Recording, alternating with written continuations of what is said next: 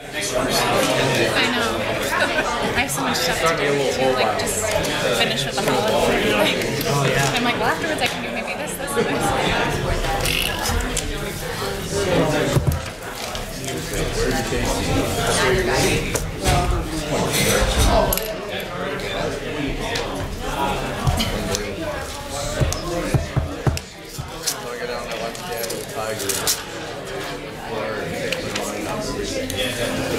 It's like 5:58.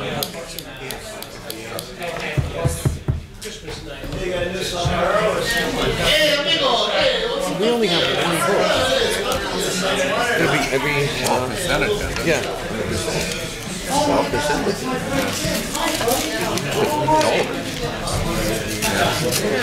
Yeah, I can't remember.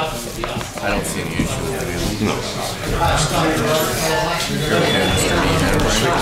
Yeah. Oh, yeah. I called it a drunk.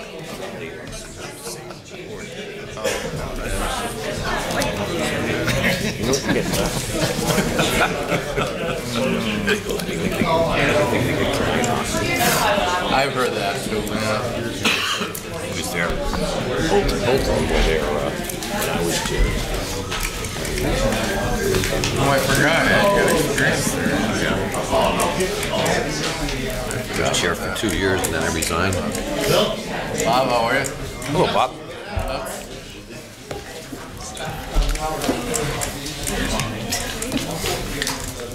Can I make this up? You can't.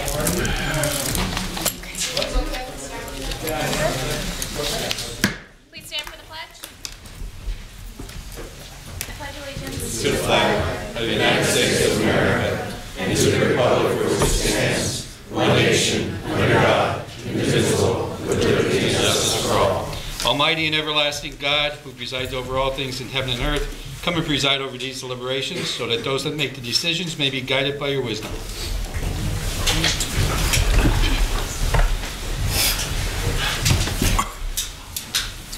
Okay, roll call. Mr. Barrett. Here. Mr. Belusco. Here. Mr. Merritt. Here. Mr. Brooks. Here. And Ms. Gilbert. present. Also in attendance tonight is Controller Darren Snyder, Administrator Ted Wampel, Assistant City Attorney Maureen Collins, Capital Projects Program Manager Joyce Zakowski, Assistant City Clerk Catherine Payne, and Administrative Assistant Lisa Sanfilippo. Good evening and welcome to all. Tonight's meeting is a regular session of City Council. Please turn off all phones. According to the First Amendment, this meeting is a limited or designated public meeting, as all regular sessions of City Council are. The chairperson is the presiding officer of the meeting, and council may establish rules and procedures per the First Amendment of the City Charter / Administrative Code. As a City Council meeting, specific rules and procedures of council are followed. The list below are examples of important council rules. They are not intended to be a complete list. They are: persons addressing the council shall limit their addresses to 5 minutes. All remarks should be addressed to the council as a body and not to any individual member thereof. No persons are allowed to address the council from beyond the rail, except the speaker at the dais who has the floor. Preservation of order. Chairpersons shall preserve order and decorum, prevent attacks on personalities or the impugning of members' motives. Points of order. The chairman shall determine all points of order. Persons authorized to be within the council rail. No person except city officers or the representatives shall be permitted within the rail in front of the council during any meeting without the express permission of the council. And finally, in order to be heard by all here in attendance, as well as to be picked up by the microphones and recorders, when members of administration are speaking, please stand up and speak into a microphone. Council will speak into their microphones at the table. It's just one announcement. There has been a change in one of the resolutions, and that is the resolution being submitted by the city for a portion of the CFA local share accounts, Luzerne County funds. It was originally for $150,000. That was changed to $360,000. The funds will be used for improvements to the Wilkes-Barre Police Department's gun firing range that is utilized by the federal, state, and local law enforcement.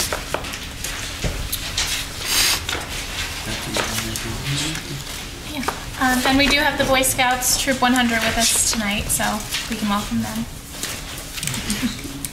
Okay, welcome. Does anyone from the public wish to comment on legislation pending before council tonight? Jim, I'm continuing just 1 minute.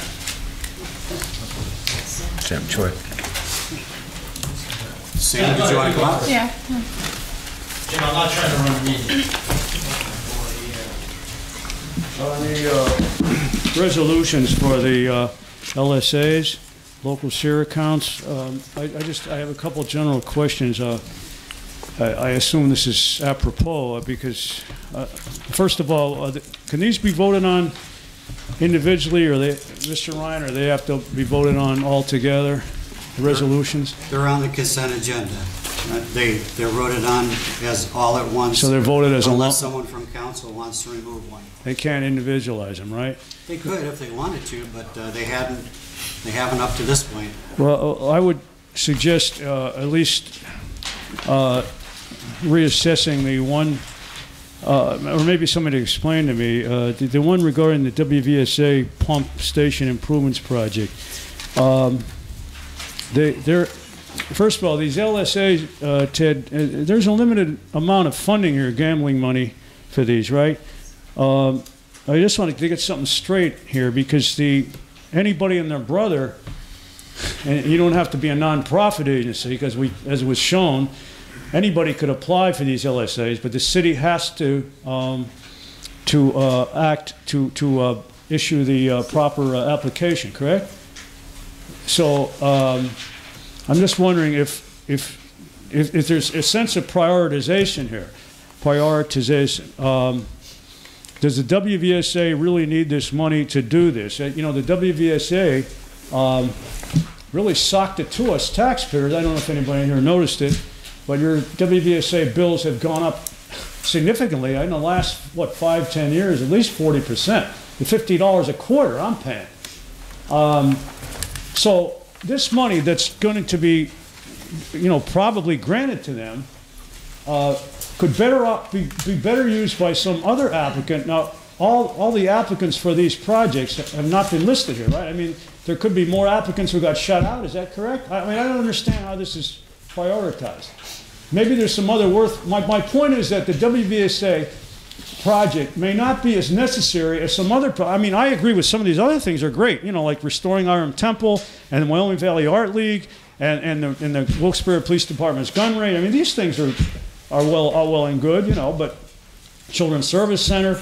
But I'm just wondering about this. Maybe somebody could explain that to me. If this thing goes through, is 300? That was what, 300 and some thousand, or I believe it was, wasn't it, Mr. Ryan, for the WVSA grant? So that means that there's $300 and some thousand less gambling money available for other projects, which might be more deserving. I mean, the WVSA really kind of, in my opinion, I don't know if anybody feels differently. It hasn't really come through for the average taxpayer. As I've been saying, we're taking it through the nose here. $50 a quarter is a lot for me. I don't know if anybody else feels in here. So why should the city go out of its way to apply for them? Now, they can't do this directly, right? I assume they cannot do it directly. They have to have the city sponsor all these projects, right? So I guess that is the case. But I think that this particular, I urge council to remove this. Unless somebody could explain this to me in a way that I can understand it, if it is worthwhile. I'm not saying a pumping station isn't worthwhile. Maybe they really need it. But does the city have to go through this, go out of their way to do this, when they haven't exactly been too concerned? They've been pretty cavalier about helping the average taxpayers. I don't know what they're doing down there. Every time they take a vote, it seems the fees go up. I just urge council to reassess that. Also, one more issue since I only have a minute left. Especially Mr. Brooks, maybe you can answer this. I see we have another appointment to make to the General Municipal Authority. Gerald Meehan, is he in attendance here? Fine, just. You're in attendance, Mr. Meehan? Maybe you can, I think it would behoove all of us, as taxpayers to grill Mr. Meehan. You expressed this once, Mr. Brooks, when I was up for this when I was up for another opening on this authority. At least, again, I could be mistaken, but you indicated that you wanted to vet. You wanted criteria applied. Now, this person indicated in the paper that one of the reasons why he should be nominated to this authority is because he's a golfer, right, Mr. Mayor? And there's nothing wrong with that. But I don't think that's the criteria, one of the criteria that should be used to appoint this people. Wait. If that's the most important criterion, then I don't think that's fair, because there should be other standards, such as whether or not this person is going to act to try to plug up the fiscal holes that have the fact that this place is the authority is bleeding money down there. Is he going to do anything to try to rectify that?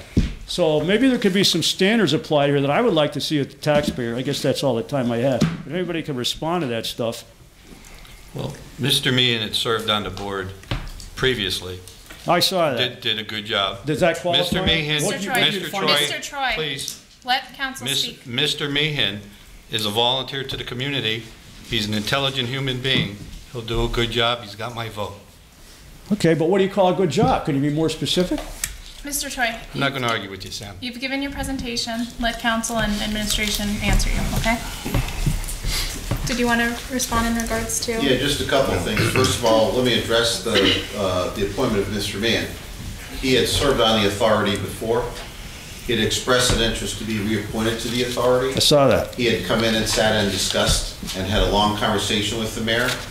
The mayor was very supportive of Mr. Mann, and under his rights under the charter, he has nominated Mr. Mann to go back on the authority, and it's up to council to approve that appointment.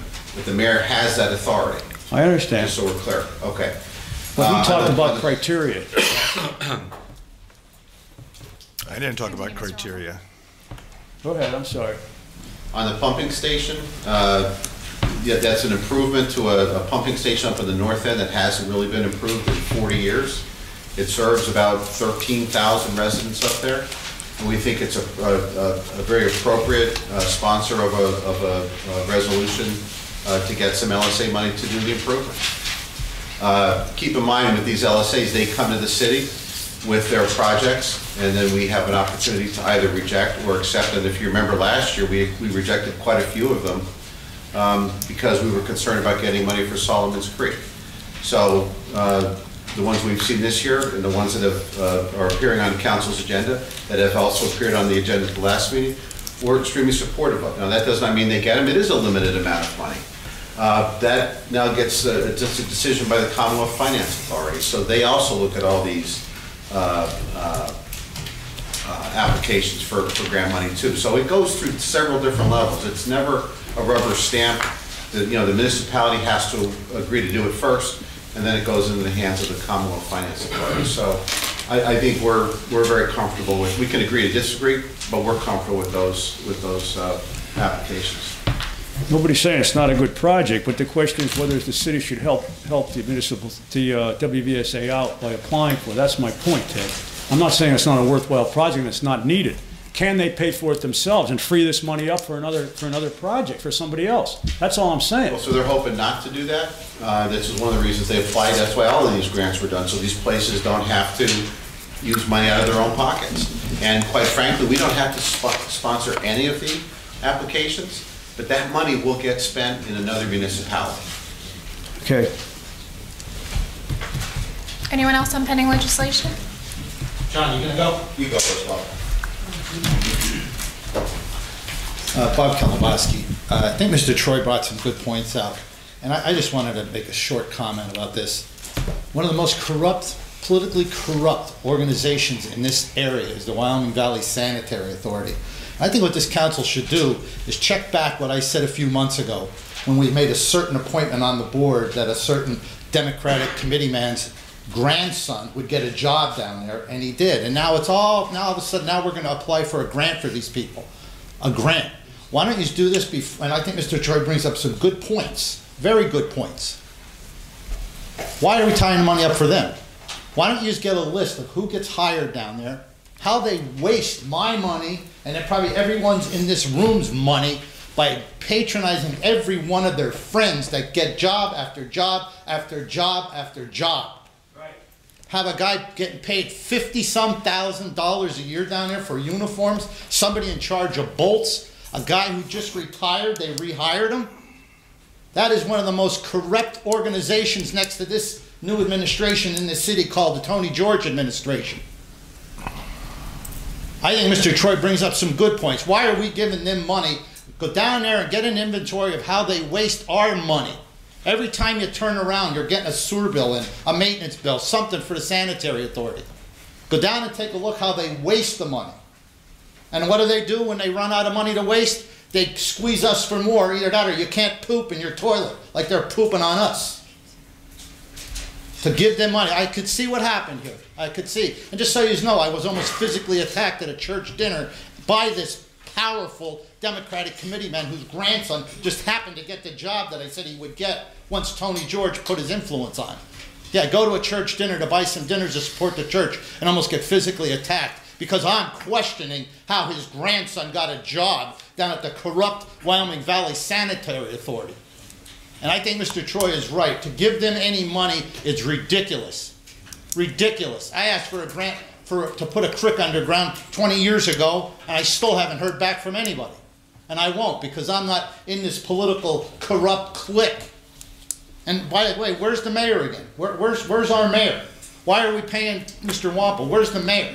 He should be here on these issues. Bob, make sure that you're speaking on pending legislation, okay? Well, I am, but I'm trying to make my point, and then you interrupt me, and I know I get a little bit upset, but this is very upsetting to me, and I could hear by some of the people in the audience they're upset, because I could see what happened here. Why should we give this corrupt organization any money? Because all they do is waste all our money. It's more money to give to their friends the jobs. Why is inventory how they waste money down at Sanitary Authority? The salaries that are paid down there. The salaries. They waste it on their friends. And just like, and you were here, Bill, and I think the rest of you were here, when I said that what was going to happen when they put this man on the Sanitary Authority board, and what happens? Boom! He's hired. 1, 2, 3, hired. That's a job. I don't think you should give it to him. It makes me sick to my stomach to even have to come down here sometimes. Sorry I get upset, but it's just so wasteful to watch all this nonsense go on. If this was a private corporation, you people would all be fired for letting it go on and for him even proposing this thing. Thank you. John, did you want to speak?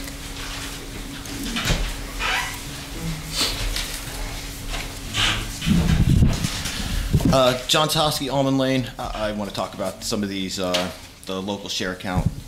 I really think that these things, like I understand like the Art League needs things and, the Kirby Center but these need to be spent on things going on in the city. Like we need to spend this money on our own projects. Like I don't have as much a problem with the Sanitary Authority. I'm not sure what they're talking with the corruption. If they're that corrupt, you should take a look at them. But like that's the kind of things these should be used for infrastructure and city projects. If Washington Street right here, if you go up the road there, you can't, the bridge is out, and we're worried about giving the Kirby Center an HVAC and a sound system. I think roads should be our top priority instead of the Kirby Center, who they have something going on right there with trucks. They make money. We need I understand these guys need help, but the city needs to help ourselves first. So I know that that's more on the mayor's office of not putting the better things up here that help the city. But the Kirby Center, everybody in the city can't afford to go to the Kirby Center. Everybody in the city doesn't go to the Arts League. Like if you read your things that you have there, I read it online, that they're it's for the improvement of for the citizens. I forget, it's something along those lines. It says it on your sheets that you're going to have to sign for that. That doesn't help all the citizens. It only helps some. You need to have money in the neighborhoods. Like I did a little bit of research today. Pittston. I talked to one of their city administrators today. They have a neighborhood housing initiative that they got $200,000 from these kind of gaming grants for. Maybe you guys should look into doing something like that. Hazelton got $170,000 for community crime prevention initiative. You know, those are the kind of things that this money should be spent on. Exeter got $100,000 for 16 roads in 237,000 for pools and parks. You know, we're not these places are spending their money on infrastructure and things like that, and all our money is going to, you know, to these kind of places. Last year, I mean, I get you had to give it to Guard, but we really need to get this money into the neighborhoods instead of just, you know, all these places for the most part, except for like the pump station and the police shooting range, are pretty much, a lot of these places are right here in the downtown. You got to get some of this money out to the neighborhoods, to, you know, to all the neighborhoods. And I mean, the one thing that kind of bothered me, we're putting all this money for, you know, for the gun firing range. What does that say about the city that, you know, we're not putting any of our gaming grant money into crime prevention. We're putting it into a shooting range, so the cops, you know, at least they'll have good aim. You know, we're not worried about preventing crime. We're just worried about the cops are going to be able to save us at least. Like, I think that we should have the best kind of shooting ranges, but I also think that some of this money should be put towards crime prevention. And that's, you know, the mayor's office is the one that's, you know, they're responsible for this. But city council, you guys got to stand up and tell them when gaming grant money comes up that you want this money spent different ways, or you're not going to vote for that. Go, you know, do some research. I talked to the guy, an administrator from Pittston, for like 20, 30 minutes on gaming grants today. He was more than happy to talk to me about how they did with, you know, some of their things. You know, you guys just gotta push them into looking to spend this money in better ways than just for, you know, things that are going to help some people and not the whole city. Make sure there's nothing else on this I want to touch on. No, that's it. Thank you. I think you bring up good points. You know, a lot of times I think it's easy to focus on one area of the city, and I think that you bring up an important point of balance. You know, we do need more money in the neighborhoods. You know, some of the roads, as Mr. Barrett mentioned before, Scott Street's in deplorable condition. I understand that's a state road, but roads all over the city are like that, and I think that it would help to put some of this money towards that. Now, with that being said, how exactly are these, how does the mayor's office choose, you know, which ones we get a resolution for? How exactly does that process work? So the application comes through, Mark Barry gets them, forwards them on to us, we look at all the information. Sometimes we reach out to the actual organizations themselves and you know, see what the actual money is for, and we determine whether or not it's worthy of a resolution to be forwarded to the Commonwealth Finance Authority. But I will correct you, because I think you may think these are the only grants that have been applied for. So at the last meeting. No, I know. You gave the money to the Little Theater, right? Correct? Okay, so first of all, we don't give. Well, yes, they has to go through. You give them the pass to get voted on again. I understand. You sponsor the resolution that goes to the Commonwealth. Yes, I completely understand. There's also a facade grant on there for the neighborhoods that was on. And one of the things, you know, as you do the research, you realize that sometimes the thing you hear about people is, what is there to do downtown? What is there to do in the city? So we look at that. Kirby Center is a perfect example as to why some people come to downtown Wilkes-Barre. You know, the Guard, when we did that last year, is because they're bringing 1,000 jobs to Wilkes-Barre. You had 2 women attacked in the city over the last week, John. And you're worried about that kind of thing. You need to worry about crime prevention. John, let him speak, okay? No, I'm not. Okay. All right, thank you, John. Anyone else on pending legislation?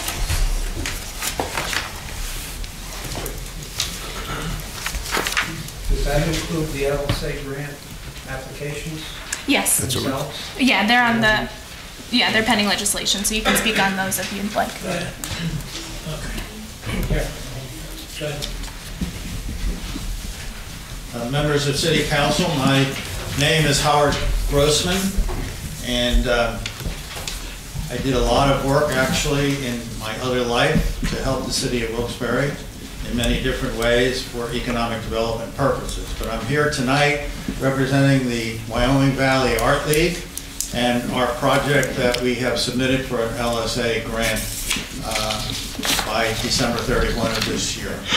We are asking for $300,000 to make significant improvements for handicap accessibility inside the building. The building is located at 130 South Franklin Street, and we acquired that building about 6 years ago, purchasing it from the Luzerne County Medical Society. The Medical Society happens to be an organization that now leases space from the Wyoming Valley Art League in that building.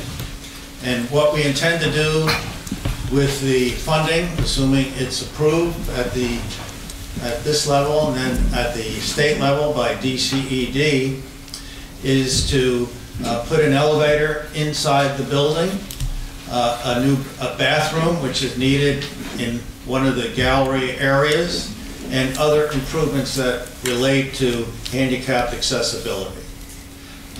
During the time that we've had this building, we have attracted literally thousands of people coming to a program or an activity that takes place inside that building.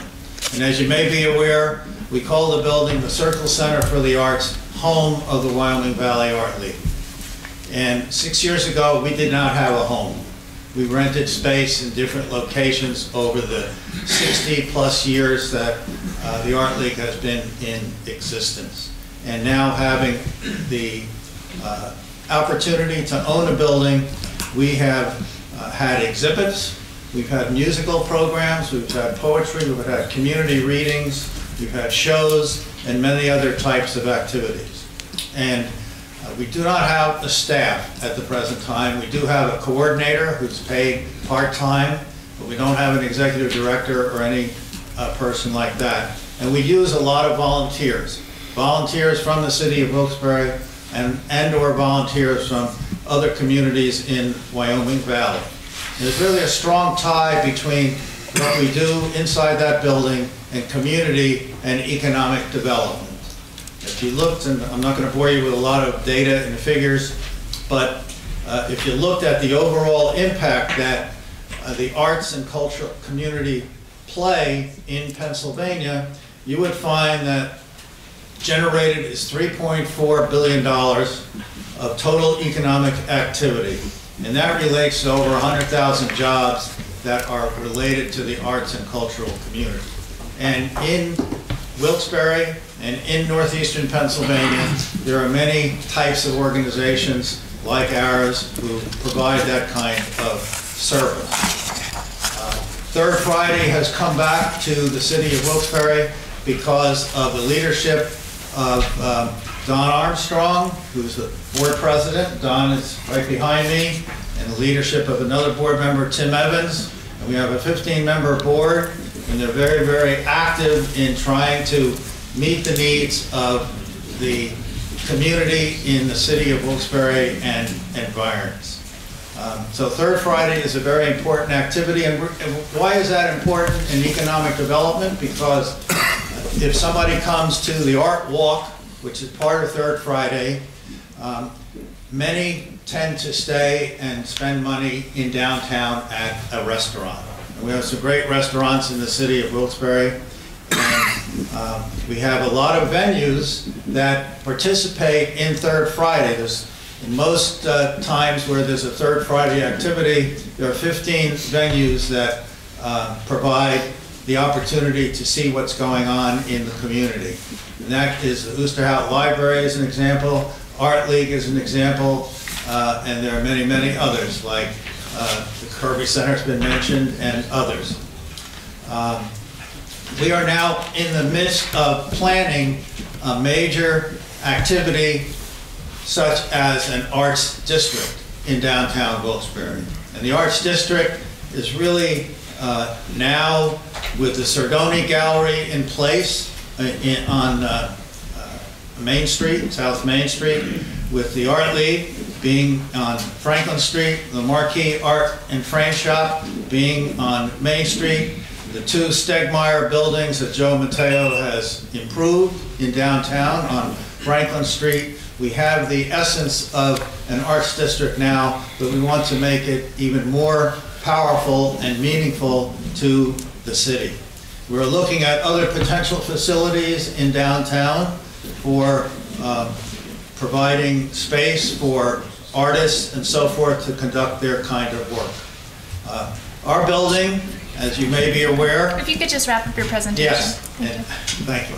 Sorry. And I want to invite every member, if you haven't been to the Art League building, please take the time to do that. We'd be happy, any of us here would be happy to show you around.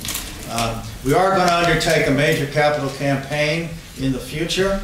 We have a relationship with the Downtown Business Association and the Diamond City Partnership and the Chamber of Commerce.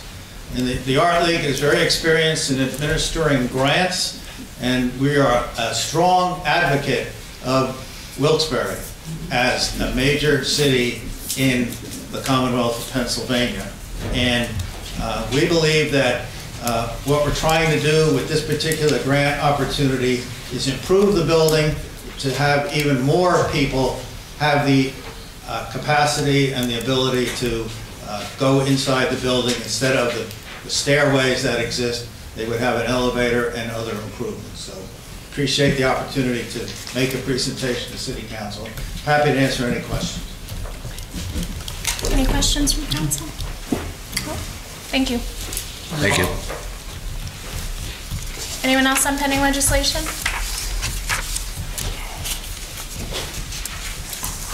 Okay, we'll go right into the formal voting. There is only one vote tonight on consent agenda resolutions. Motion is second and vote is needed. Motion, Mike Merritt? Second. Okay. Mr. Barrett? Yes. Mr. Glusco? Yes. Mr. Merritt? Yes. Mr. Brooks? I'm abstaining because items number 5 and 7, I'm on the board of directors of those groups. Okay, thank you, Mr. Brooks. Ms. Gilbert? Yes. Okay, the motion passes on the consent agenda. And for the benefit of the audience, the resolution is being submitted by the city for a portion of the CFA local accounts, share accounts. They were not voted on as separate resolutions. They were voted on all together. That's what the consent agenda was. And that included all grant requests. Okay? All right, thank you. That concludes the voting. Mr. Barrett, do you have anything tonight? Nothing at this time, thank you. Mr. Bolska? Well, I had a question for Brett, but maybe Darren, you could answer it. Where do we, or Ted, where do you think we stand by the end of the year? Dollar, we're going to be in the red, or possibly be end with a positive balance? It's going to be close. There's some outstanding bills, obviously, that we have to pay yet. There's some invoices we're waiting for. There's some revenue items that haven't been posted. I had this conversation. I thought Steve did a nice job reporting on it in the paper over the week. I think it's still projecting at approximately a $300,000 difference between the expenses and revenues. But we're hoping, obviously, to minimize that between now and the end of the year. We still got 11 days, 10 days to go, so I don't think it'll be any worse than what was projected a couple of months ago. We've done a pretty good job keeping an eye on the expenses, and the revenues have been pretty consistent, so we'll know shortly.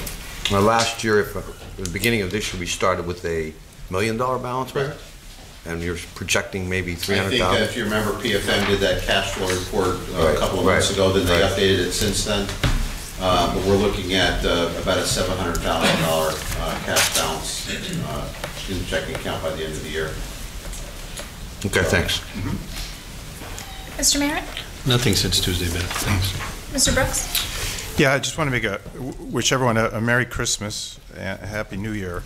And I want to compliment Officer Merkel, who is sometimes sits here to protect our meetings. Officer Merkel is assigned to Public Square, and I just attended the 16th annual service for the homeless that St. Stephen's, in conjunction with Luzerne County Homeless Coalition, gives. And Officer Merkel got up unexpectedly and gave really heartfelt remarks on how his view has changed towards the homeless since he's been assigned to the duty downtown to be the beat officer. And I was very moved. It was very, very touching.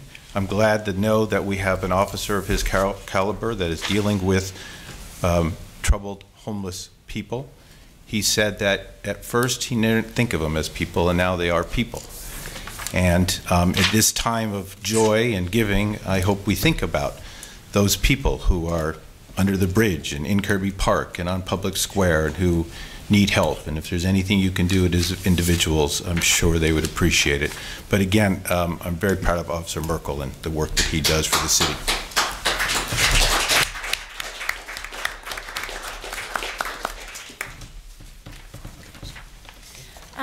I just have one thing, Ted. It was brought up to me by a few different people about free parking at the parking meters downtown for around the holidays. I realize now it's kind of late for that, but I do realize that we've used to do that in the past. Is that something that, I realize our financial situation, but is that something that can be done in the future? That's exactly why, you know, obviously we're challenged by council a lot to keep expenses under control, to balance the budget best we can. I think everybody understands the financial position that we were in, and based upon that, you know, the conversations we've had, it was just something we couldn't do this year. I will say though, we're downtown every day. Hasn't kept people away. As much as, you know, some people on social media want to say they don't come downtown because of parking meters at lunchtime, and I know your office is downtown as well, but we walk around downtown and the meters are full, so it's not really deterred a whole lot of people. So, but it's something we would like to continue in the future. It's just, you know, we're on the brink of Act 47. We just can't be given up revenue right now that we actually need. Okay, thank you. Jean Magda?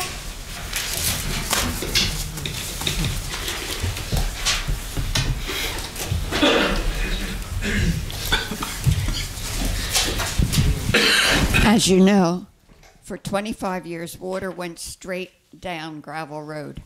The city has diverted it to my side of the property due to the fact that there's a lot that's straight ahead that they wanted to protect.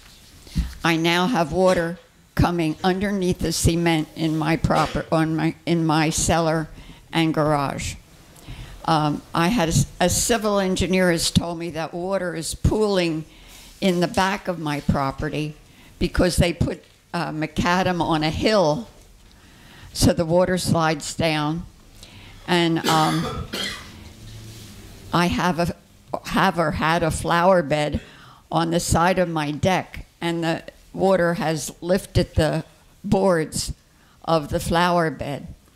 I hope you can look into this and see what you can do to correct the problem. Thank you.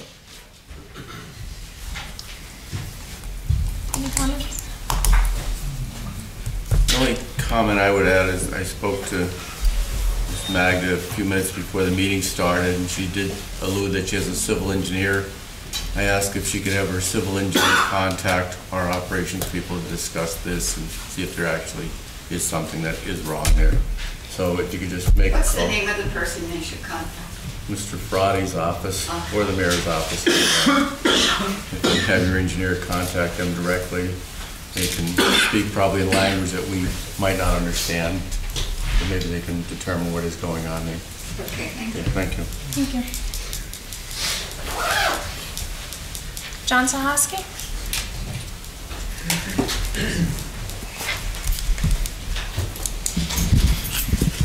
John Tosky, Elman Lane.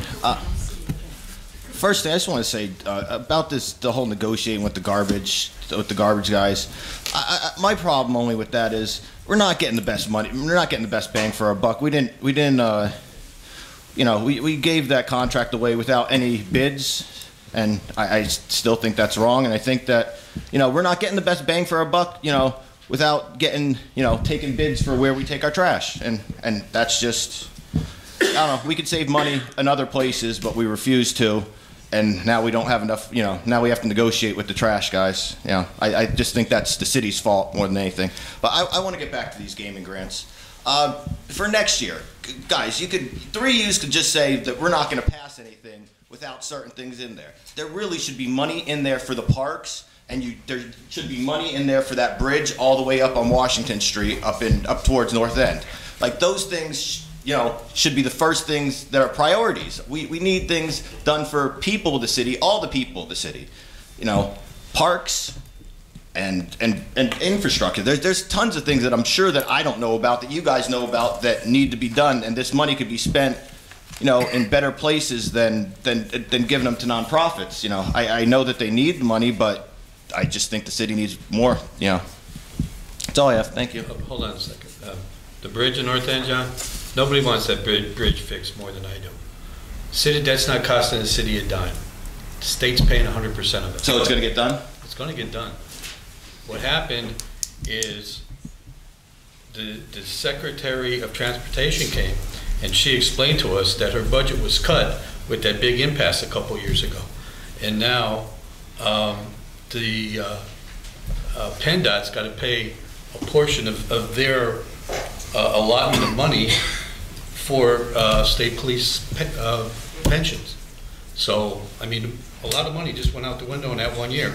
So now they're trying to recoup, get it started, which goes up to Dunmore, up to the PennDOT office every couple of months, and it's moving up. It's not moving up as fast as I would like it to move, but it's going to be moving. Are we gonna, but it's not costing yeah, Wilkes-Barre. But are we going to get it within like the next 2 years? You know, I've been given dates so many times, and obviously I made a liar out of myself. Yeah, I know it'll be done when we're cutting the ribbon. Like, I know that you've mentioned it before. You know, I know that you're aware. Yeah, all the time. Trust me, I think it should be named Patience Bridge when it's done. So the important thing is getting it done, and I'm on your side with that. If I can just add to that, I know for a fact that Butch was working this morning for 2 hours on this very issue. So he's working very hard to try to get that moved up on the tip. So he's doing everything that he can. Okay.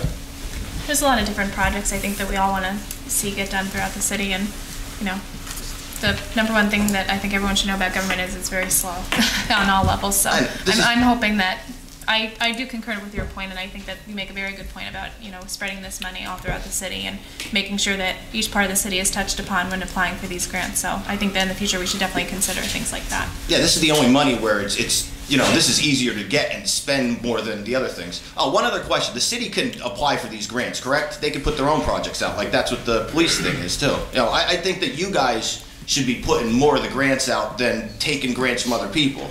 You know, I know that's not the council's decision to put the grants up, but you guys could be the ones to vote them down and tell, you know, you guys, if 3 of you got together, you guys could set the pace. You know, you could tell the mayor what's going to happen with these grants, but he's got to be on the same page. You got to work together. Thank you, John. Thank you. Howard Grossman, did you already say? Yes. Okay. John Rushton?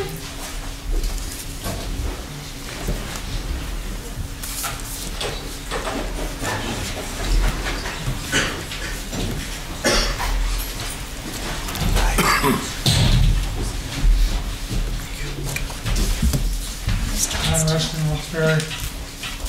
I wish everybody a Merry Christmas and a Happy New Year. Thank you, John. Same to you, John. Too.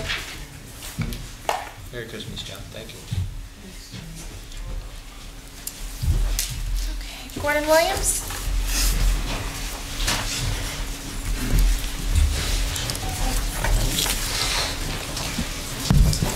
Gordon Williams, 58 West River Street.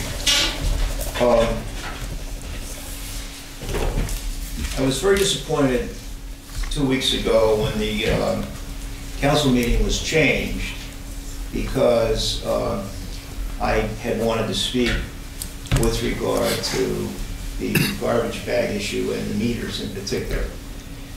Now, in my experience in business and so forth, the word postpone ordinarily means that you take the date and put it forward. But we in Wilkes-Barre postponed backwards. So we postponed the meeting from the 7th back to the 4th. And we advertised in the paper on the 29th, but one paper. Now that brings me into another complaint that I have. And these are lightweight complaints, but the zoning hearing board also advertises only in one paper. This is a two-paper town.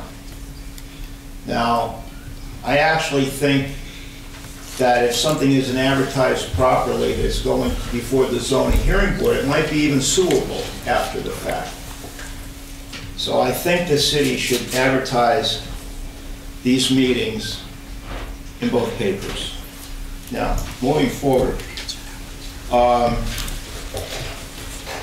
what I had done was I had taken and I had contacted other cities, and I had made a review of what other cities were doing with regard to the meters and what they were charging and what a few merchants in the other cities had to say about what happened after they increased their fees and so forth. Well, all that's out the window because I missed the meeting, because I found out on like Tuesday that it had happened on Monday.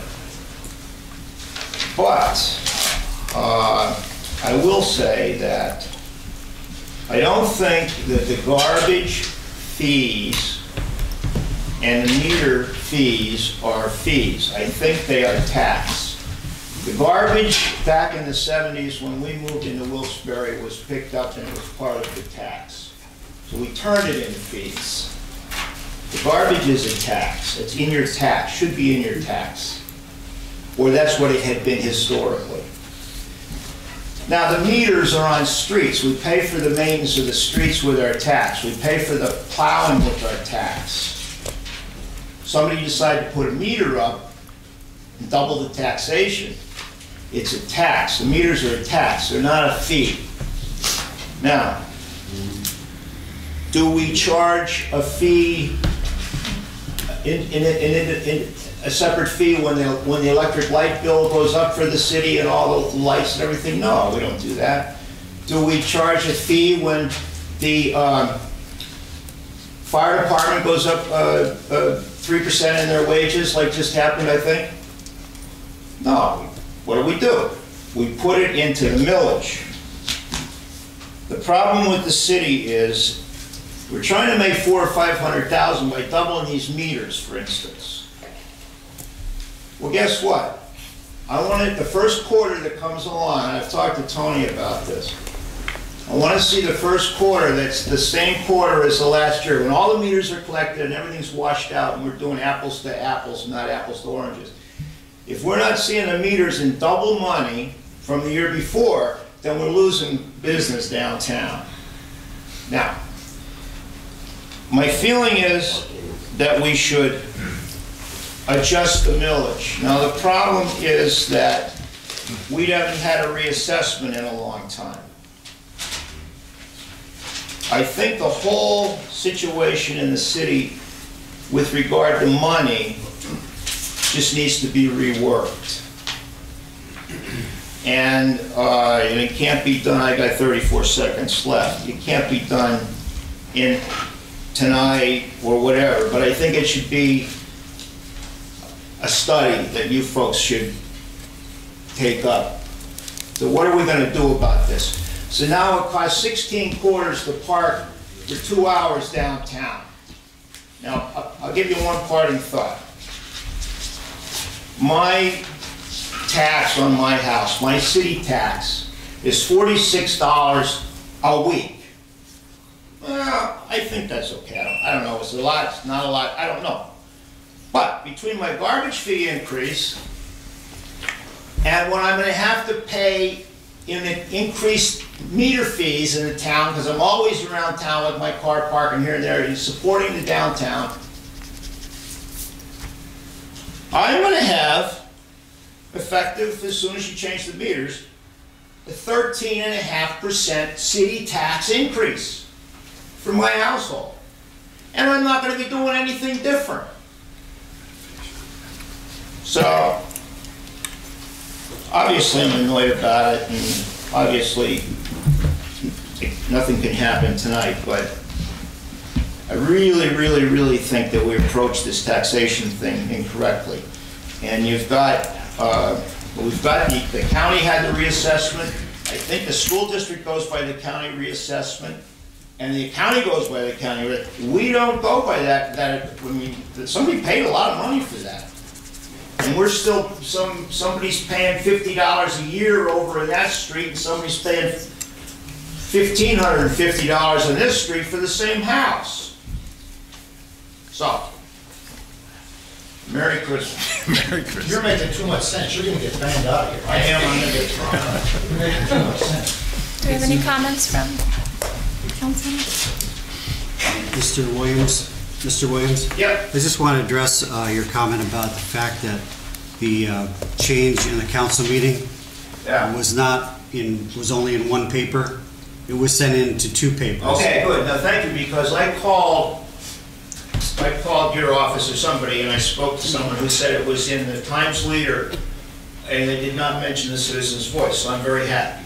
Yeah, that's a matter of policy in the clerk's office. Well, I know it's not in the zoning hearing board. I'm positive of that. That should be changed. Well, they go strictly by the state regulation that requires you only to advertise in one newspaper, general circulation in the area where you are. All right, but please indulge me, but I think most cities only have one paper. We have two papers. Right. We have a different, right. I think we have, a different situation. But anyway, I'm glad to hear that it was in both papers. Thank you very much. Okay, sure. Sam Troy? That don't make any sense. You're gonna get someone out of here. I just wanted to pursue some budget issues, if I may. I didn't get to comment on the budget itself, as you know, even though I protested that vehemently. First of all, I just wanted to weigh in on what was just mentioned about the garbage, and I'm glad you at least had the sense to vote against that, Ms. Gilbert, the increase in the garbage fees and the parking meter fees.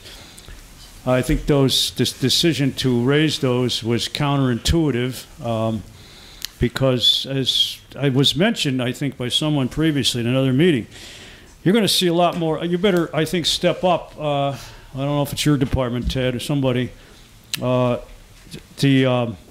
police or whoever enforces illegal dumping, because I think you're going to see a drastic increase in illegal dumping. People are strained budgetarily in this town. I don't think you five people have enough empathy, if I might use that word, with the taxpayers of this community, and I've said that before. And the passage of this budget shows that to be the case even more. It's going to, the increase in the garbage fees is probably going to increase illegal dumping because people are, as I said, strained financially right now, just like the city is strained and on the verge of Act 47, right, Ted? And the parking meter fees, I think the logic there, and I think, again, it's counterintuitive because the logic, the mayor's logic and your logic is that people are not going to park at the meters and instead are going to choose the municipal garages, and the city's going to make more money there because of the increase in the fees. I think that was part of it.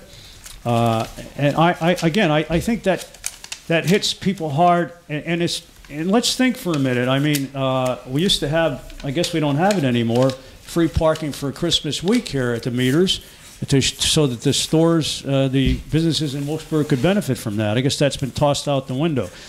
So instead now, the first of the year, I guess this is taking effect. The parking meters are going to increase. Isn't that going to adversely affect businesses to some extent? Because, I mean, if I were shopping at Boscov's, for instance, I would prefer not parking in the garage, but parking on the street. And if I'm going to have to pay double the meter coverage like Scranton is like 25 cents 10 minutes now. It's more, I guess that's what this is going up to. And I think that's going to deter a lot of people from patronizing some of these businesses. So again, counterproductive, counterintuitive, guys. Where is the empathy for the common citizen? I would like to see some fiscal sense be restored to this council and to the mayor and to the to the people like our budget director and so forth. In this, we have, for instance, I saw in the paper what's straining the budgetary the city's budget right now. As I saw in the paper, is overtime pay. City pay, the police department and Department of Public Works, a few, was it a couple of $100,000 over the budget? A couple of $100,000. Can anything, and your quote in that paper, Ted, indicated that nothing could be done about that. Well, I don't know if anybody on council can you see anything, Mr. Barrett? Can anything be done on that? Can there be a panel of inquiry set up? Can somehow get to the bottom of, I guess the snowstorm had something to do with the DPW? I don't know. I mean, does anybody can anybody offer any explanation? You're on the cusp of fiscal, he said Act 47. That's when the state takes, maybe so everybody can understand here, Act 47 you mentioned before. That's like when Scranton or Harrisburg underwent a fiscal crisis and the state steps in, correct? And then we're on the verge of doing that. This city is on the verge of doing that. Because as I see it, we have some poor decision making. I made some recommendations on your committee and to this council, which have been totally ignored. No surprise there, I guess. But why not, and we've been through this again alone, from the revenue side of things. Because let's try to get that word empathy in here. Can we give the citizens of this community a break?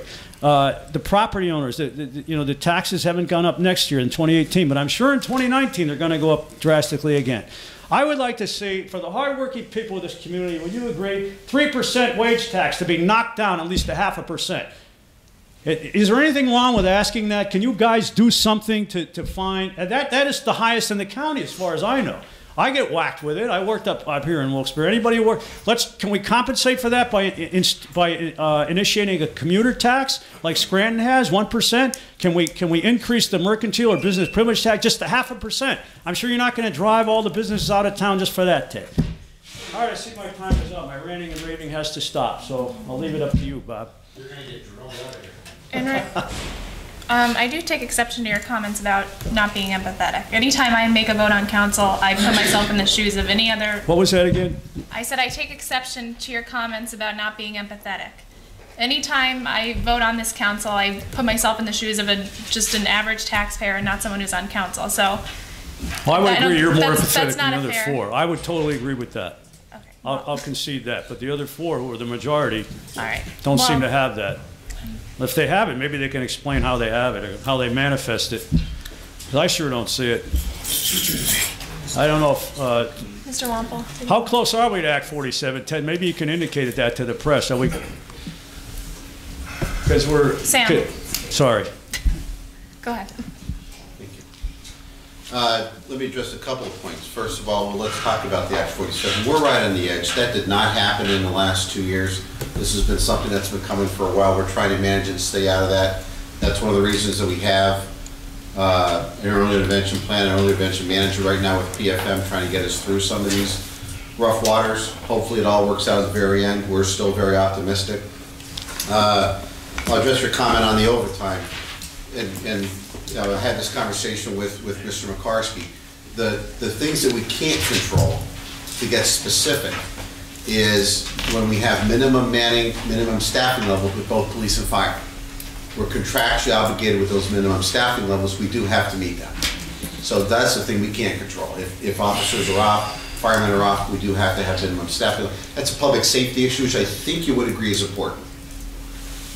Would you agree? Okay. You said something about the union, though, in the paper. Well, there's police and fire. You have to renegotiate it? They have police and fire unions, right? Okay. So the wage tax also is an interesting point. You want to lower it by 0.5%. It's about $2 million. I'm sure nobody here has a problem with that as long as we find a way to replace that $2 million. I just gave you some suggestions to compensate for that. Sorry.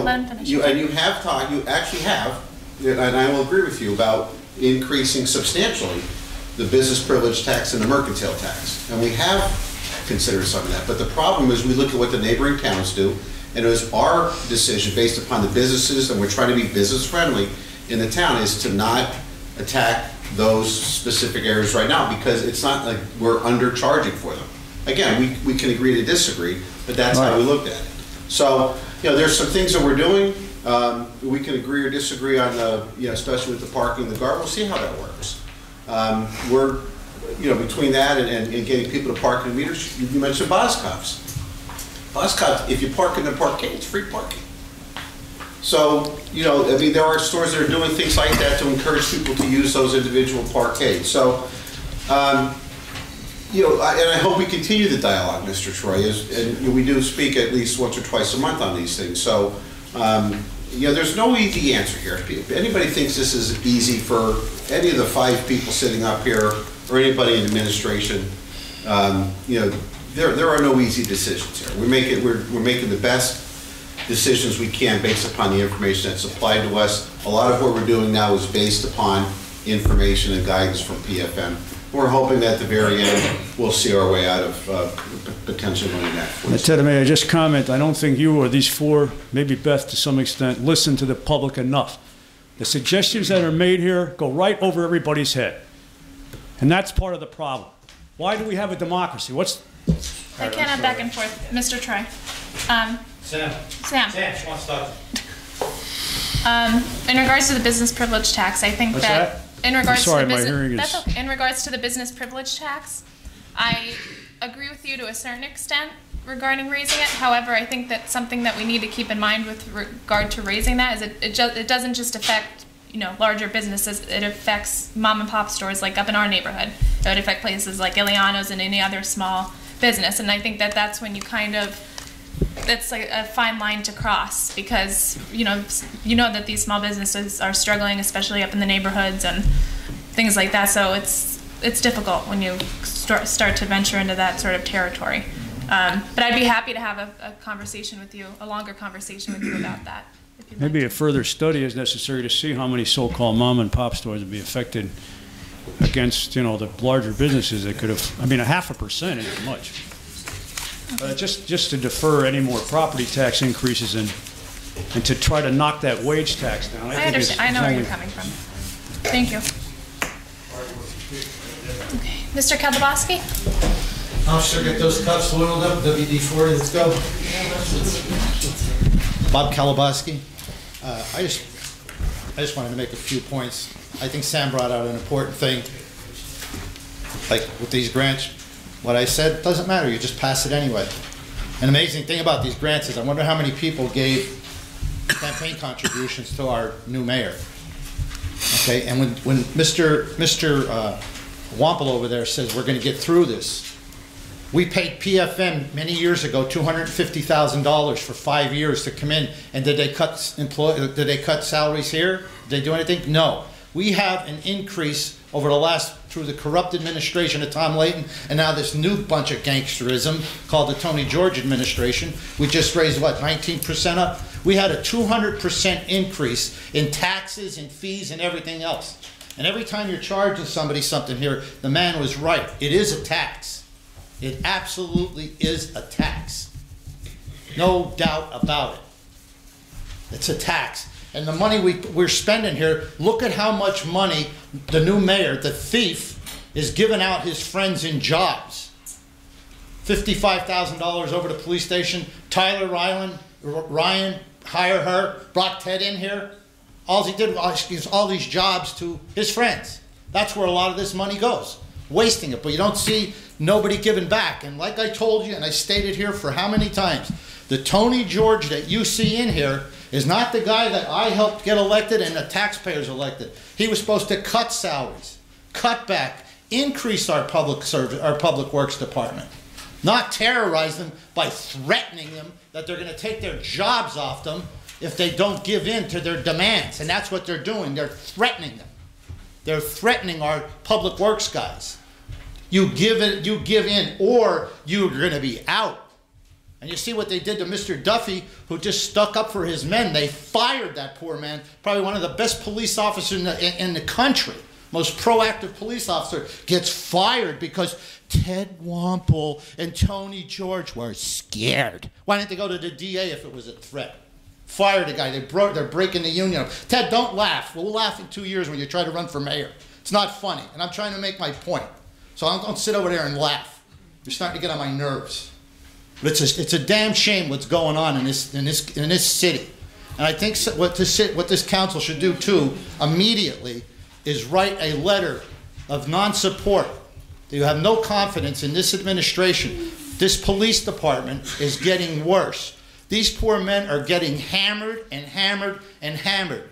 And from what I understand, there was just another incident, and they're looking to fire somebody else or suspend another police officer. And I think what council should do is look at the incident we just had on Sunday. It wasn't nothing, nothing major on Bradford Street. They just damn near beat a guy to death and put marks in his back with a hammer. They thought he was shot, and he was pistol whipped. Nothing major, just a severe beating. Our officers did a good job, and I think they should be, like we praised Officer Merkel. I think we should have praised those guys there, and I believe somebody may be in trouble. And all they're trying to do is their jobs. They're working, fighting these lunatics running around with pistols and knives and guns and AK-47s, but yet our police department is under attack. And I think it's a damn shame that this council, you should definitely vote no confidence in the mayor and the chief. And it's nothing against her as a woman. It's her ability to run the police station. And he knew when he put her in there what was going to happen. This city it's a mess. And Ted, I think an important thing we should bring out too with this garbage, when you're putting this up for bid, why don't we do like we did with the towing? Instead of charging, let these garbage guys charge the taxpayers what they want, like goes on up with the towing contract. Instead of charging $50, charge $1,000. Why aren't we going to get a kickback from these garbage guys?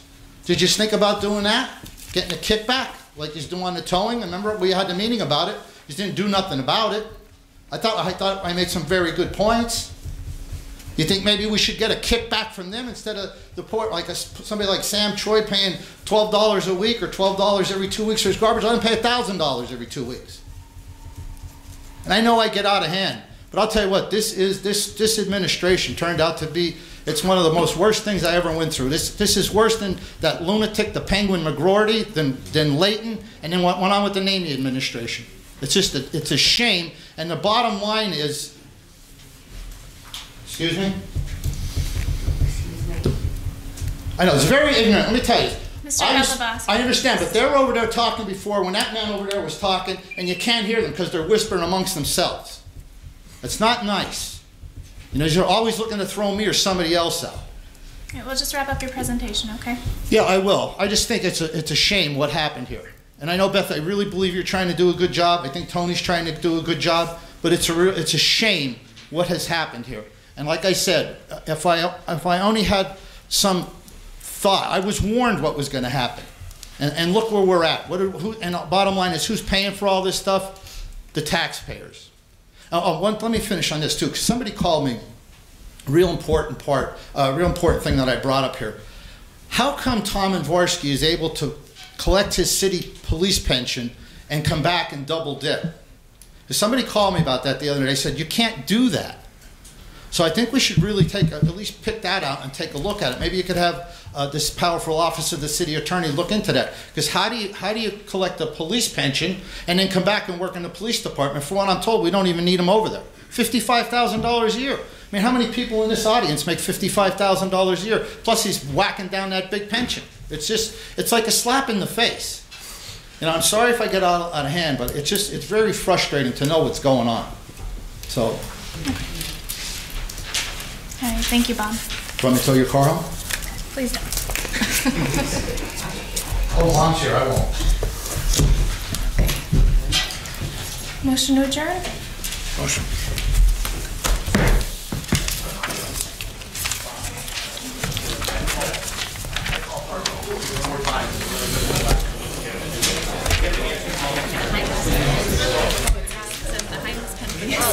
I tried. Yeah. I keep going with it. So I don't know if it's working. Yeah. I didn't even notice there was